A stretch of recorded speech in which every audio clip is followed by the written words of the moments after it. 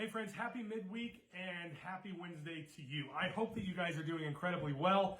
And we are in a series currently called What Really Matters. And what we're doing in this series is we're taking some stories from the Bible and we're just watching how people miss the point or miss the idea that maybe Jesus had when he was talking with them or just had a lesson for them.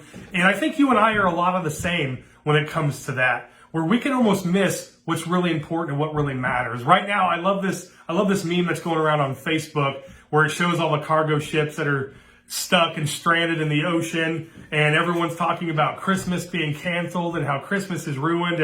And obviously, you know, the meme says they don't know the true meaning of Christmas. And I think that's spot on, but I also think that if we're honest with ourselves, there's moments in our life where we truly miss what's really important.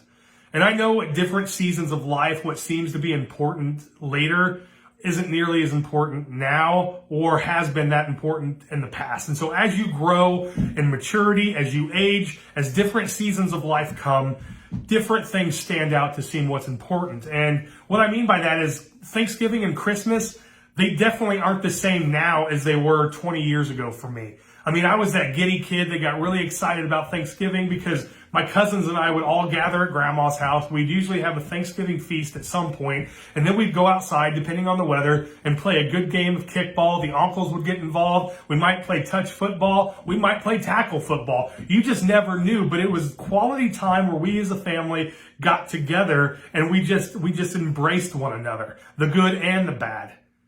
And then Christmas as a kid 20 years ago was a lot different for me. I was that giddy kid that got up at like 3 or 4 in the morning because I was super excited to see what was under the tree. Of course, I was a Christian. I'd come to church and I knew what Christmas really meant, but deep down inside, it's all about the presents at that point. But now that I'm a father and now that all these other things are different realities for me 20 years later, all these things mean something incredibly different now. Thanksgiving for me is just having a moment where I can spend quality time with my family. So that's still there, but Christmas is night and day compared to what it was 20 years ago for me. I've recognized my own error sometimes by putting all of the emphasis in a certain gift or trying to please a certain person or not having the right gift, or you know it because you've been there too. And now Christmas for me is a lot more joyful because I can sit back and the first thing that we do every Christmas morning is we get up and we read from Luke chapter 2 and we just go through the Christmas story as a family. My wife and I, our 3 children, and that's the first thing we do because that's the tradition we want to set before we do anything else. And so we read through the Christmas story so we understand why this day is important. And so 20 years ago, I didn't care, but now I want to reflect on that, and I hope that transition or that tradition transcends to my children and their life. But if we're not careful, I think sometimes when we go through life, we allow the things that don't matter carry so much more weight in our heart and our life that it builds this resentment to what really does matter. And what that looks like is everybody's got those family members at Thanksgiving that might bring up the risky topics or just might say the stupid things that just get everybody upset and angry, and then there's tension, there's anger, and then it may go away till Christmas. Or you may be carrying weight from years of pain and years of hurting that you're bringing to the table now. And you just come and you sit at the table and you feel the tension, you feel the hurt, and we focus more on not going or not being around those people because we can't avoid, or we just can't do it anymore. And so now you've missed the idea of what we're here to be thankful for, all for something that may have happened years ago. And honestly, you may not even remember why you're angry. You just know that they hurt you first. And you're not going to go and talk to them until they come make it right. And we focus on the things that don't really matter. And so tonight I want to talk about a story that comes from John chapter 4. And this is a really good story. It's one of my favorite in the Bible. And it's when Jesus talks to a Samaritan woman. And so what's happening in John chapter 4, you see in verse 4, it says, now he had to go through Samaria. It says he had to go. But the reality is that Jesus did not have to go through Samaria to get to where he's going. He wanted to because there's a lesson he wants to give to his disciples, and they still miss it. And that's why I love the disciples, because they are almost they're just like you and I. And so easy we miss the big picture because we're focused on the minor detail. And so I want to summarize this whole story for you, and then we'll talk about it. But you can check me on John chapter 4 and read through this on your own and just kind of look at this. And hopefully we see the bigger picture as we talk about this in our midweek. But what's happening is Jesus takes his disciples and they go through Samaria to a place called Sychar. And in there they find this woman, and the disciples are already gone, by the way. Jesus sends them off to go get food from the neighboring village and all this other stuff. And so Jesus comes, he finds this woman sitting at the well at like the hottest point of the day. And she's got to come and draw water by herself because she's a sinful woman. We'll put it that way. And Jesus recognizes this. And he knows her, obviously. He's God. So he knows everything about this woman. But he goes to her and he gently starts a conversation as he sees that she's drawing water from this well, Jacob's well, by the way. He simply asks her, "Can I have a drink?" And so then they have a little bit of dialogue. And the Samaritan woman said to him, "You are a Jew and I am a woman, Samaritan woman. How can you ask me for a drink?" For the Jews, they didn't associate with Samaritans. They looked at them as half-bloods and that they weren't real Jews and that they were, and they hated each other. It was a staunch hatred. And Jesus answers her in verse 10, "If you knew the gift of God and who it is that asks you for a drink, you would have asked him and he would have given you living water." And so then they start talking about what this living water looks like. And Jesus explains to her, "If you drink from this water that I could give to you, you'll never thirst again." Now that sounds great because I can imagine walking a few miles, however far it is, to Jacob's well from where she lives in the town, in the city. I can imagine it's a distance, and in the heat and the desert and all that stuff, like that could weigh on you. And several times a day, maybe she would have to come and draw this water. And so this is appealing to her. What is this water that you talk about? What is this water that I can drink and never thirst again? Well, she doesn't understand the whole story either. And so she quickly misses what Jesus is throwing down to her. And so she says in verse 15, "Sir, give me this water that I won't get thirsty and that I have to keep coming here to draw it." And he told her, "Go and call your husband and come back." That's where he takes the trivial and he brings in the spiritual. And he goes from just a basic common conversation to bringing in truth. And so he says, "Go call your husband and bring him." And that's where the truth starts to come out. And you can read through some of that. And Jesus is slowly starting to open her eyes to who he is. And so then he starts to call this out in her. "Yeah, in fact, the guy that you're with, he's not your husband. And you've been married 5 times.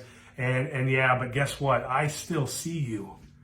I still see you, and I still love you, and I still want to offer all these great gifts that God has allowed me to give and bring to you, because I didn't just come for the Jews, and I didn't just come for the perfect and the holy. I came for the broken, and I came for the sick, and I came for the hurting. And so you have rest here in my arms." That's the way I look at this conversation going. And then all of a sudden the disciples come back from being in this town and finding food and bringing it back, and they look at this situation. And they start saying things to themselves like, why is Jesus talking to this person? Not only is she a Samaritan, she's a woman, but nobody had the guts to come out and just question Jesus. Because why would you? I mean, he's your teacher. He's your leader. He's the one that you've given your life to go follow. Like, nobody's going to have the guts to just come out and say the things that they need to or question Jesus. We'll just talk about it amongst ourselves. But Jesus, make no mistake, Jesus knew where their heart was. And so then this is where it gets interesting. So then we get to this point, verse 32. "But he said to them," because they come and they say, "Well, do you want something to eat?" Meanwhile, verse 31, his disciple urged him, "Rabbi, eat something." Like, we went into the town to eat. We haven't been eating for a while. It's due for our meal. Like, we're hungry. Let's eat together. And Jesus says to them, "I have food to eat that you know nothing about." And boom, there it is. That's where they missed all of this. And this whole idea of Jesus having to go through Samaria was for a specific purpose. That's what this verse is saying. Because Jesus didn't have to. In fact, it was customary for a Jew to walk 17 miles in the opposite direction, to go down to the Jordan and cross over this way, just to avoid Samaria to get on the other side. That's what they would do. Rather than just walking straight through it, they would walk all the way around it. And that's normal for a Jew to do because they wouldn't be caught dead in Samaria. But it says, verse 4, Jesus had to go through Samaria. Why? Because he's teaching them a lesson. Verse 32, but he said to them, I have food to eat that you know nothing about. And then the disciples said, verse 33, they said to each other, could someone have brought him food? And so they know that Jesus is hungry.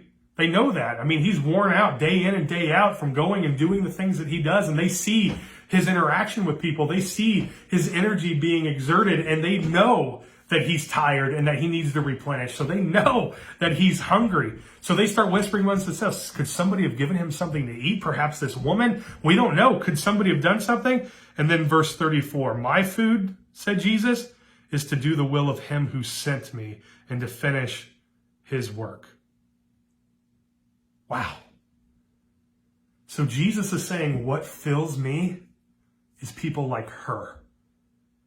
And when you have your judgment posed on her, when you have your allegations and all these things that you've just grown up knowing because your family's taught you this, or your culture taught you this, or your church have taught you this, and you start to go this direction just because it's the life that you've always known, and you can take a step back and step out of this circle that you think that you know and start to see things differently, you're going to start being fulfilled, because what fills me is not food that you bring me, but it's people like her who desperately need to know that God's love is bigger than Judaism, that God's love is bigger than Israel, that God's love is bigger than everything that you thought that you knew, that even God himself loves and desires this broken, sinful woman who you all hate, by the way. God loves. And what a mic drop moment that is for them.